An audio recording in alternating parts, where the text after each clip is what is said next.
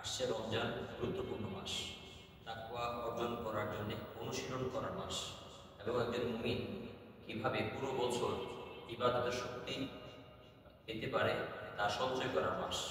এই মাসে রয়েছে অনেক গুরুত্ব এবং ফজিলত। এই রমজান মাস দেখে আমাকে কি বলছে তা জানা দরকার।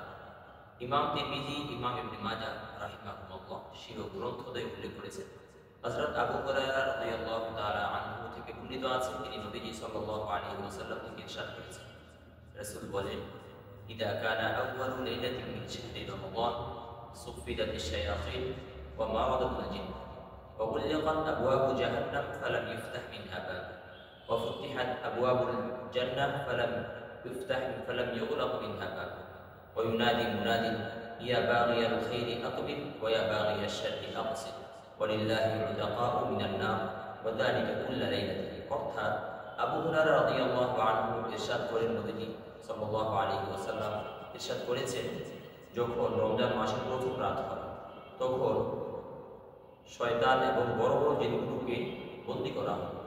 জাহান্নামের সকল দরজা বন্ধ করে দেওয়া হয়, একটি দরজা খোলা থাকে। জান্নাতের সকল দরজা খুলে দেওয়া হয়, একটি দরজাও বন্ধ থাকে না।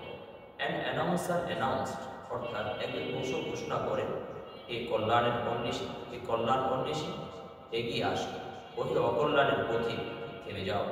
আল্লাহ রাব্বুল আলামিন অনেককেই জাহান্নাম থেকে মুক্তি দিয়ে থাকেন, আর এই ঘোষণা প্রত্যেক রাতে হয়ে থাকে। অতএব একজন মুমিন হিসেবে রমজানের ডাকে আমাকে সাড়া দেওয়ার দরকার। আমাদেরকে আল্লাহ তাআলা তৌফিক দান করেন। আমিন।